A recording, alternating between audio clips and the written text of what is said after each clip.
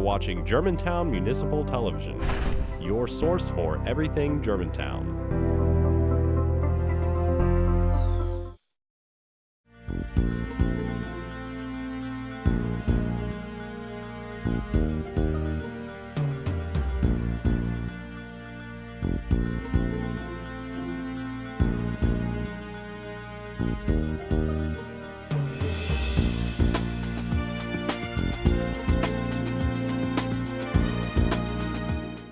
Hello, and welcome to On the Beat on Germantown Municipal Television. I'm your host, Rodney Bright, Deputy Chief of the Germantown Police Department. On this show, we will provide you, the viewers, with a behind-the-scenes look at policing in Germantown and introduce you to some of the men and women who work hard to keep Germantown one of the safest cities in Tennessee. We also hope to provide information related to public safety in a manner useful to our entire community. Today I'm glad to welcome School Resource Officer Jason True to the show to talk about his role in serving the students and faculty at Germantown High School. Later, we will go outside the studio and speak with Assistant Special Agent in Charge Jeremy Baker from the Memphis office of the FBI about law enforcement partnerships in the Mid-South. And finally, we will speak to Inspector Alan Keller, the commander of our Police Services Division, about training-related issues and programs at the Police Department. But first, I am pleased to welcome Officer Jason True to the show. Officer True, welcome. First of all, thank you for your service and serving the kids and the faculty at Germantown High School. Just by way of introduction, could you tell the viewers a little bit about how long you've been with our department and how long you've been serving as an SRO? First off, thank you, Chief, for having me here today, this afternoon. I've been with the police department, Germantown Police Department, for going on 20 years, and I've been an SRO for going on 8 years at Germantown High School. And I know we have a unique opportunity in our city and with our department now with serving a couple of different school systems, and we fully embrace that and we fully commit ourselves to that. Can you speak about how your role has changed, maybe not changed, or if it has changed, since we've, serving Germantown High School in a different system? Well, as I first got on Germantown High School, I learned that being an SRO is my calling in law enforcement. And I've lived by that. Every day I go to work and I love being at work, not that I didn't before, but my main deal is to be a mentor to the kids. And that's about 2,100 kids at my school that I want to make an impact on, as when they see law enforcement, some of them for the first time ever, that they see a positive role model and somebody that's going to mentor them and help them out, and not there to hurt them and not there to arrest them and cause problems with them. And I know that I know you're passionate about your role, and you take that responsibility seriously. And even going beyond your official role, can you speak a little bit about other ways that you've personally invested in those kids? Yes, sir. I've coached basketball at Germantown High School for 7 years. Beginning initially in my career of coaching, it was as assistant, then I took over the head coaching job. And I've tried to be a mentor to those individual kids and try to give them and provide them what they've needed at times. And just like I say, provide a positive role model to them. I know you spend time performing some law enforcement duties while you're there. I know we also partner with the Sheriff's Department at that school and Houston High School. But what about the parts of your day when you're not dedicated to some official role? What do you spend time doing, the rest of the time? Getting to know the kids, not from a law enforcement perspective and telling them what they're doing wrong, but getting to know them, the families, the personalities that they have, and getting a relationship and a rapport with them. And I think that's important. Once you establish a rapport, you can obtain information regarding law enforcement matters at a later time and situation when you need it. A lot of times in our business, we talk about partnerships and relationships with our peers and our counterparts in the profession. As a matter of fact, we'll talk later in the show with another guest about one of those partnerships. But can you talk a little bit about how we and how you specifically work with the Sheriff's Department? You're at the same facility, and just how y'all work together to address the needs at the school. Yes, sir. We have 2 sheriff's officers also on campus with me. And we all work together in a law enforcement capacity. And I feel that they like to establish a role as being a mentor to the kids too. Also have 2 criminal justice teachers that are retired deputies that I work with, and I help instruct a criminal justice class after school hours. And I've got a few kids that I instruct personally on a one-on-one basis and show them how to communicate with police officers and how police officers should communicate with them and how to respond to situations that they're involved in with law enforcement and how to interact in a positive manner. Yeah, I think that that's extremely important, you know, in today's society with the different pressures on our kids and, you know, criticism of law enforcement. And, you know, it's good to hear firsthand, you know, maybe that someone's trying to make an impact personally. Can you speak a bit about, you know, what does a typical day look like, you know, for you as you go about, you know, you get to the school in the morning, and just how you spend, you know, the bulk of your day? We have a large campus at Germantown High School. So luckily, thanks to the Germantown Police Department, I'm provided with an ATV. I immediately, once I ride to work, get on that and try to get out and be seen, you know, and establish contact with my students and maybe obtain information that might be imperative for later in the day that I can obtain and prevent stuff from happening and going bad. And that's the main thing I'm there for, is for security of my campus or Germantown High School, and provide safety to about 2,100 kids, like I said. Another part of our show today, we'll talk about training that we have and that we provide to our officers. And it certainly appears that not everyone would be a good fit as an SRO. Can you talk a little bit about the different kind of trainings that you get or that you attend that help you, you know, do your job better? Yes, sir. We go to annual conferences as SROs, and that's throughout the country. So we're able to obtain information and training that other agencies are involved with throughout the country, not just in Germantown, not just in Tennessee. So that allows us to have adequate training in that aspect. Locally, we go through the Sheriff's Department and doing in-service with them, and they provide us with, you know, role plays and scenarios that are very imperative and are helpful for our job on a day-to-day basis. In your role, I know it's primarily with the students. Do you have much interaction with the parents? Are you getting feedback about maybe the impact that you may be having, or you know, the results of some of those relationships? Yes, sir. When a child does get in trouble at my school and law enforcement needs to be provided, I do contact that parent and tell them what went on, ways to correct it, and give them my opinion. My opinion's not always right, but it gives them something to lean on, you know, and find out what really happened and what the kids tell them, because kids aren't telling the truth. So I try to get the truth out to them and the facts on the basis and the scenario of what happened.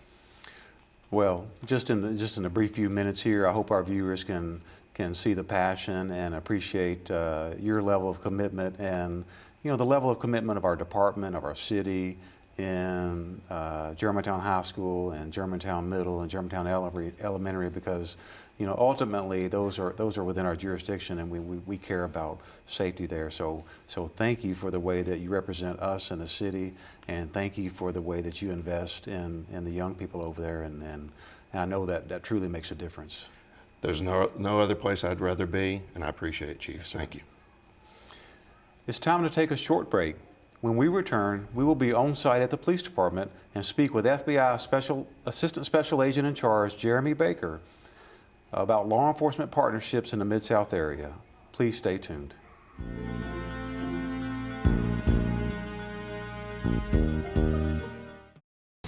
Oh, emojis! I thought the conversation just got dumber.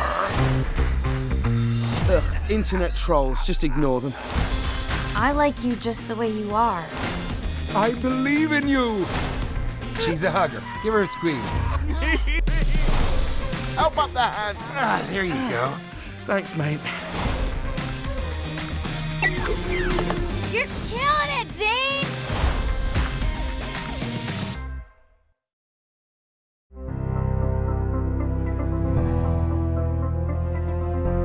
You are watching Germantown Municipal Television, your source for everything Germantown. Welcome back to On the Beat. The Germantown Police Department enjoys great relationship with other law enforcement agencies in our area. We like to dedicate a segment of our show each month to highlight those key partnerships. One important partnership is with the Memphis office of the FBI. Joining us today to discuss law enforcement issues in our area is Jeremy Baker, FBI Assistant Special Agent in Charge. First of all, welcome to the show, Jeremy. Thanks for having me on. And I guess just by way of introduction for our viewers, just could you tell us a little bit about your background and how you ended up in Memphis? I know, when you go to work for the FBI, sometimes you visit different areas across the country, and just talk about how long you've been here and how did you find your way here? Sure. So I've been in the FBI since 2004, and I tell people I traded in my calculator for a gun. I'm a certified public accountant by background, and when I was in college, became interested in the FBI. I learned a little bit about how actually, especially back in the Hoover era, a lot of CPAs were hired as agents. Mr. Hoover liked to hire lawyers and accountants just because of the analytical thought that goes into investigations, and their proven track record in their prior careers has proven successful with leading good investigations. So I followed that path. I was a CPA for a few years in a public accounting firm, first in Oklahoma, then in the Washington, D.C. area. And after a few years, I just decided that wasn't exactly what I wanted to do for the next 40 years of my life. So I put in my application with the FBI not too long after 9/11, and they sent me to Memphis, Tennessee. And I've been in Memphis. I've had an unusual path. Typically, to become an assistant special agent in charge, my current position, there might be 3, 4, 5 moves. I've been fortunate, though. I've been able to be an investigator here. I was promoted in place to a supervisor.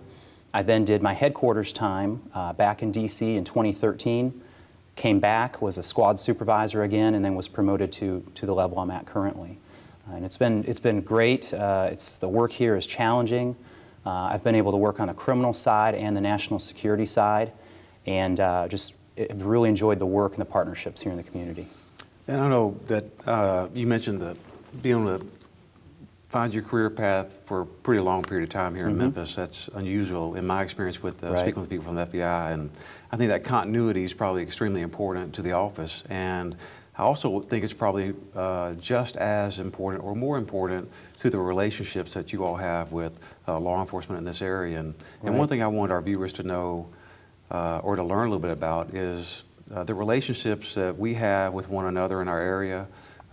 When you hear sometimes the FBI speaking, you hear the word local or state. And could you speak a little bit about really what that means here in our area? Sure. I couldn't agree more. I think partnerships are essential.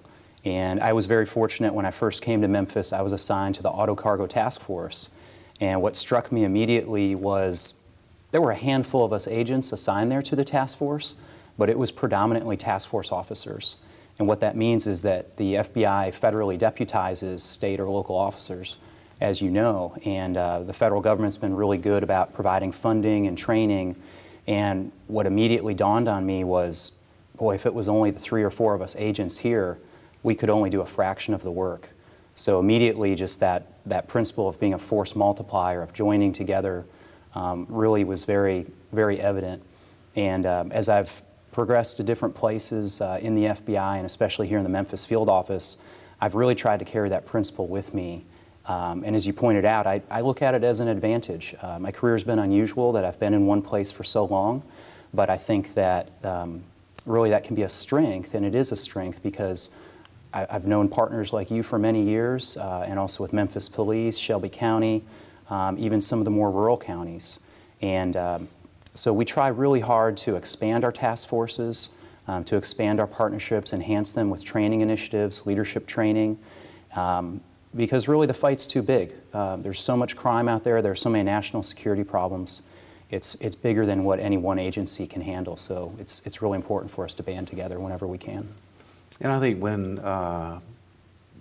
some of the most important times that those relationships manifest and when they show the most benefit is when we have an incident, or we have an operation we have to do. We work together, and seems historically law enforcement didn't work well with one another. And I'm just like you. I find that very strange based on my experience. I can just go back to you know late 1990s and doing some active shooter training here locally and led with the FBI. And just could you speak a little bit about how that relationship really helps our communities at large? Sure. I think we are really blessed here in Memphis, and even though most of my FBI optic has been here in West Tennessee, I did have 13 months back at our headquarters where I was in our inspection division, and that gave me the opportunity to travel around the country and even see some of our overseas operations. And I can definitively say that not every location is as fortunate as we are, where we have very positive relationships really among all the departments and agencies, whether it's FBI with ATF or FBI with Germantown Police or the Tipton County Sheriff's Office. We have, in most instances, a task force officer on one of our squads or one of our task forces. If not, we're involved with working groups. And to your point too, critical incident response preparation exercises. So whether it be a render safe exercise for weapons of mass destruction or some big special event that's going to come to the Memphis area, what I've noticed over the years is all the agencies, all the departments, they really do a great job of cohesively training for those things and preparing for them. And it's never a turf battle. It's always, what is the mission? There might be one agency that's designated the head just because organizationally that makes a little bit more sense that somebody takes the lead, but it's never a power struggle. It's never, like I said, a turf battle. And everybody, I think, brings different strengths to the table. Everybody has different resources.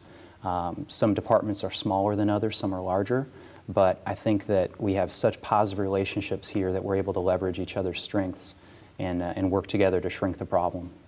I think as we get close to wrapping this up, just real briefly, could you speak a little bit about maybe to the mission of the local office of the FBI in the Memphis area? Sure. I know many people are familiar with national and international roles of the FBI, but just locally, what should people know about what you guys do here? Yeah, it's a great question. Probably about 5 years ago, FBI headquarters changed the way they allow field offices to prioritize their threats. And the FBI is a threat-based organization, so whether that's the threat of human trafficking or international terrorism, we go through a system every year where we use the intelligence that we have, we base it on the investigations, the human sources, those sorts of things. What does the threat picture look like here in our territory? And for us, that actually covers all the way from Memphis to Cookeville, and we rank those. So in our territory, public corruption, violent crime, gangs, we do have some national security threats that we prioritize, and then really in the last 10 years, I'd say cybercrime has grown, and that's a top priority for us as well. Fantastic. Well, there's a lot to talk about in a short period of time, so I'm sure we could go a lot more in depth, but I just want to say thank you for joining us. Thank you for your leadership and the leadership of the FBI locally, and we look forward to continuing our partnership. Thank you. Appreciate it. Thank you. Yes, sir. It's time to take a short break. When we return, Inspector Alan Keller will join us to talk about training programs at the police department. We'll be right back.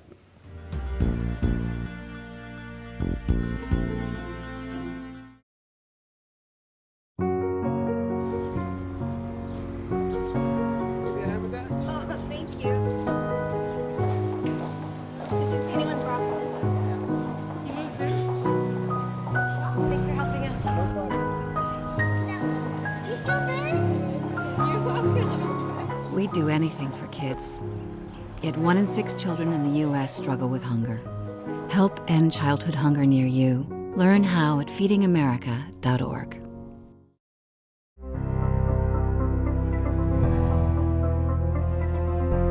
You are watching Germantown Municipal Television, your source for everything Germantown. Welcome back to On the Beat. I'm your host, Deputy Chief Rodney Bright. Police officer training is critical in today's policing profession. Here to talk about training and training-related programs at our department is Inspector Alan Keller. Inspector Keller, welcome to the show. Good morning, Chief. Thanks for having me. Yes, sir. By way of introduction, just could you tell the viewers a little bit about how long you've been here and maybe... Sure. I've been with the City of Germantown for 24 years.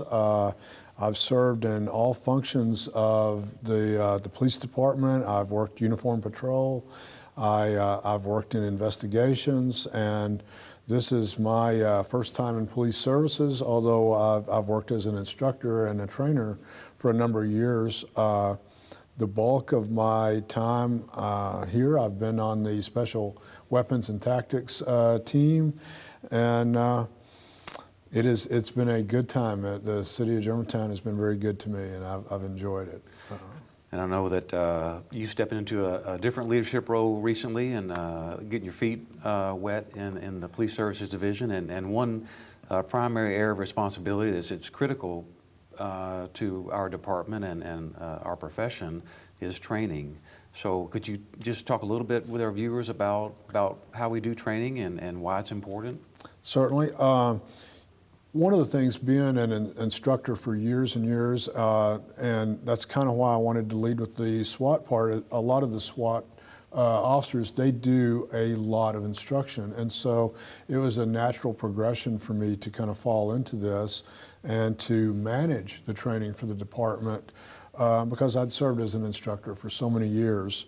When we hire a police officer, if we hire a police officer that doesn't have previous experience, we will send them to a basic academy. Basic academy we send them to is Donaldson, which is Nashville, and that's a state-run facility. And the officers get 512 hours of basic how to be a police officer training there. When they return to us, we put them in a field training officer program where we have a select group of highly motivated professional officers that can take them under their wing and show them the on-the-job training and really get them immersed in how to be a police officer. And that goes for another almost 500 hours. And so it's a lengthy process. And during that time, the new officer is a probationary employee, and rarely, but sometimes, you know, it's found out that the officer, and it's not a fit. It's not what they thought it was going to be. It's not like TV. There's a lot more to it than what a lot of the public sees, and so. When you mentioned the state academy, and we certainly, there are state standards that, you know, we have to achieve training-wise, you know, initially, as you mentioned, but also annually, you know, we're required to have a certain number of hours, 40 hours of training per year. But you know, I think we've tried to lead in a different way in the way we look at training, and we don't just look at minimums, we look at best practice. Can you speak about maybe how much would an officer on average training would they receive a year? So on the average, our officers get just under 100 hours, which is far more, you know, it's more than double what the state requires. And we try to be very proactive in that. We try to reach out to our partners and our other law enforcement agencies across the country. We try to find the best practices that are current law enforcement methods, and then we will try to send great officers there, good instructors, send them to get that information, that knowledge, bring it back. We call it train the trainer. And so we do that on a regular basis, and so that it doesn't cost the citizens as much as to send a large number of officers away to train. We also bring other agencies in, other training agencies, and they perform training here. We have a state-of-the-art classroom. We have great range facilities. We have most of the things that your large progressive departments have to accomplish their goals of training. And in that, at our agency, we completed over 7,200 hours of training in 2017. Well, and speaking of, you know, I know we bring stuff in and we partner with other training groups. Just as a matter of fact, this week we're hosting training here in our classroom from an outside agency. So, you know, I think it's important for our citizens and our viewers to understand, you know, the value for their tax dollar, you know, even in the area of training. And you know, and that's something that, you know, policing changes quite frequently and rapidly, you know, in today's society. And I think we do a good job trying to stay out front of that. And we're sitting here today on our indoor firing range where we do some firearms training. Can you speak a little bit about the different training programs that we administer here? Sure. The class you spoke about that we're hosting now in our classroom, it's a partnership with the University of Tennessee. They have a branch that's dedicated to law enforcement training. The instructor is a retired leader with the Knoxville Police Department, and he's teaching a supervision class. And again, it's cutting edge, best practices. You know, they talk about a host of different challenges generationally and all the kind of keeping up with the new culture in police work. We spend a lot of time doing different modes of training. One of the biggest things that we look at is what we call low frequency, high risk. These are those incidents that rarely come up, but they have the biggest amount of risk to the citizens and officers. And they would be high-speed pursuits, use of force, those kind of things. The things that you don't have the opportunity to make a mistake. You have to have it right the first time. And one of the things when we do this training is we want to make sure the officers are completely comprehensive of all the laws and policy that go into that, so that there's no mistake made. Everyone is on the top of their game as soon as it happens. And I think it's important for everyone to understand the different modes of training. Hot topics in our profession over the last few years have been de-escalation training, decision-making training. Could you speak just briefly about, it's no longer the static training, right? What do we do to try to accomplish those working under stress and making those decisions, in a tough environment? Right. Well, and like you were saying, Chief, is years ago we would come to the range and we would shoot a post-qualification course, and that acronym is the Police Officer Standards Training, and that's the state required. And we would shoot that 60-round course, and it didn't have a lot of applicability to what happens on the street. And so what we do now is we will do a lot of scenario-based training. And we have training aids where we can put our officers into a real-life situation with these training aids, which are weapons, chemical agents, those kind of things, and they have to think on their feet. What does the law say? What should I do? What do I need to accomplish? What kind of tactic do I have to employ to make that happen for a good outcome for everyone? And that's a great way to describe like scenario-based training and training our staff to be the best decision makers and to really think about, as things are presented to them, how to best handle them. So first of all, thanks for joining us and talking about a topic that is extremely important to our profession and to our department, and just touching the surface, I guess, about how we spend our time trying to train, make sure we provide the best service. So thanks for joining us today. Thanks, Chief. All right. That's all the time we have on this edition of On the Beat. Stay tuned to us throughout the year as we spotlight public safety programs and partnerships and bring you interviews with the people who strive to make Germantown a safe place to live, work, and play. If you'd like more information on this show or any other show on Germantown Municipal Television, please visit www.gmtvonline.org. If you have questions about policing in Germantown or topics you would like for us to discuss, feel free to send those by email to my attention at rbright@germantown-tn.gov. We'll see you when On the Beat returns next month.